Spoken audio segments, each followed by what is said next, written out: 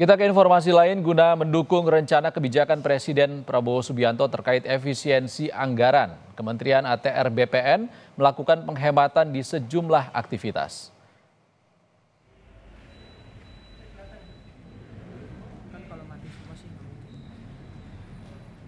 Salah satu yang begitu mencolok terlihat saat memasuki gedung Kementerian ATR BPN adalah sebagian lampu terlihat tak menyala. Bahkan sejumlah videotron yang terpasang pun tidak aktif alias dimatikan. Tak hanya itu, dari 2 lift yang tersedia di gedung ini, hanya 1 lift yang bisa dioperasikan. Sementara 1 lift lainnya dinonaktifkan.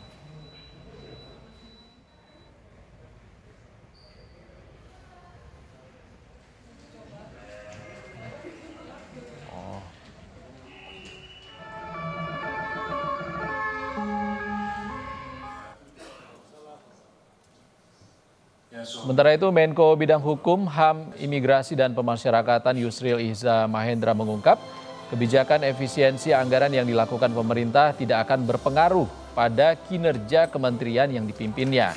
Yusril menyebut kementeriannya tak perlu anggaran yang besar. Sementara Menko Perekonomian Erlangga Hartarto menyebut efisiensi anggaran tak berlaku pada pelayanan publik. Erlangga meminta warga tak perlu cemas soal efisiensi anggaran ini.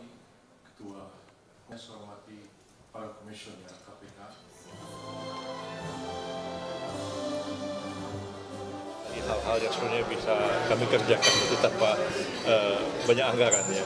Kalau Kemenko saya itu anggarannya itu ya memang sangat kecil sekali. Tapi banyak sekali hal-hal yang kami kerjakan itu tidak memerlukan banyak biaya sebenarnya. Karena rapat-rapat koordinasi dan sebagainya itu tidak memerlukan biaya yang besar. Publik tidak akan terganggu. Jadi pelayanan publik akan jalan terus.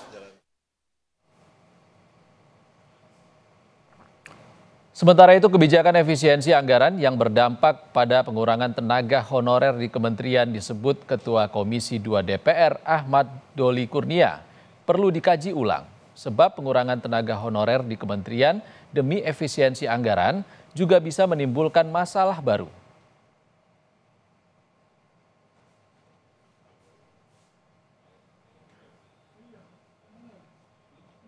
Pengurangan pegawai ini menurut saya harus hati-hati karena itu akan juga nanti berdampak masalah sosial ya. Kita kan juga harus berpikir bahwa ASN-ASN kita ini juga punya keluarga, punya anak ya yang harus disekolahkan dan segala macam itu.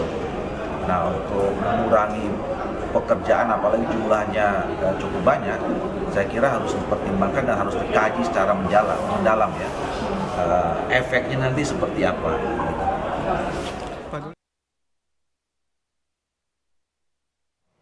Efisiensi anggaran yang dilakukan pemerintah juga berdampak pada wacana ASN yang hanya berkantor selama 3 hari dalam sepekan. Sementara 2 hari diwacanakan akan menerapkan sistem work from anywhere. Sejumlah ASN pun merespons adanya wacana 2 hari work from anywhere ini.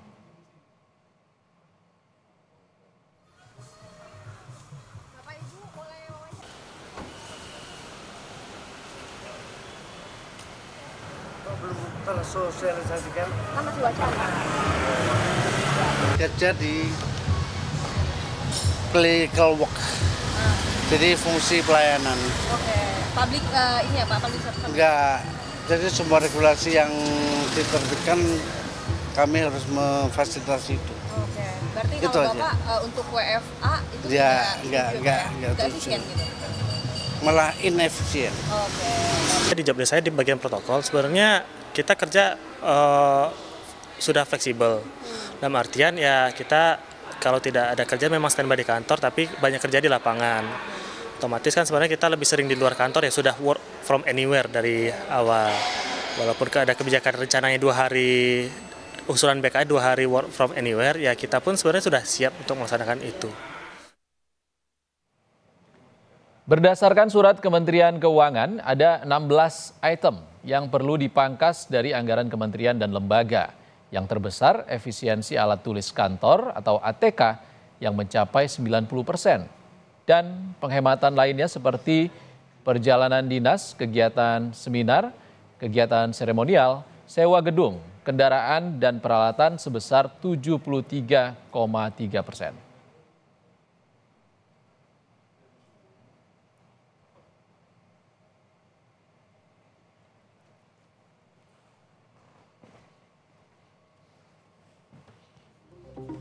Karyawan Lembaga Perlindungan Saksi dan Korban atau LPSK berunjuk rasa di gedung LPSK Ciracas, Jakarta Timur menolak pemangkasan anggaran LPSK hingga 62%. Menurut pegawai, pemangkasan 62% dari anggaran senilai 220 miliar rupiah akan berdampak kepada operasional LPSK, termasuk kualitas perlindungan terhadap para saksi dan juga korban.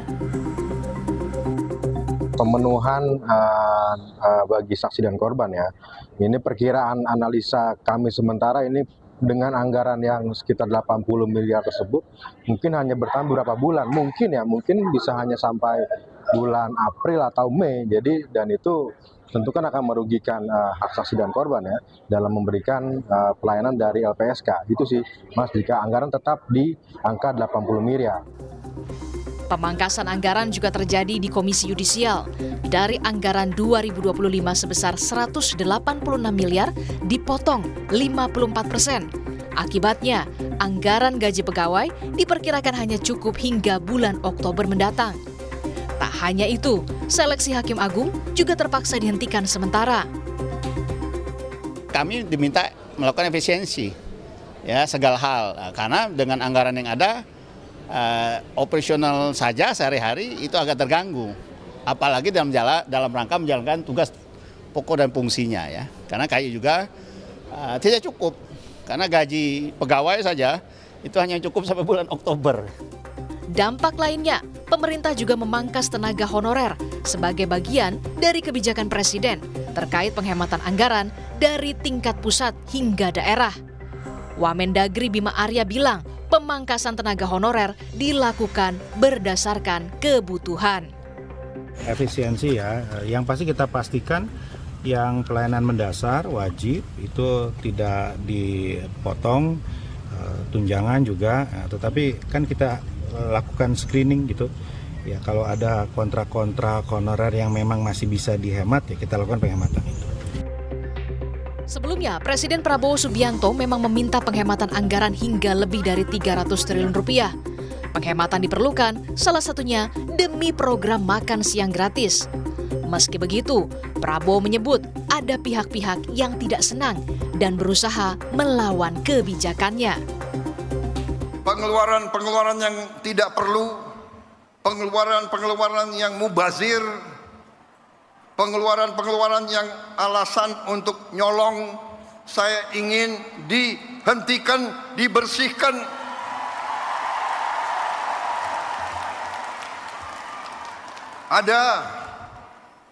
Ada yang melawan saya. Dalam birokrasi, merasa sudah kebal hukum, merasa sudah menjadi raja kecil. Mau menghemat uang itu untuk rakyat. Untuk memberi makan untuk anak-anak rakyat. Lalu, apakah sebanding memangkas anggaran operasional pemerintah dengan makan siang gratis? Tim Liputan, Kompas TV.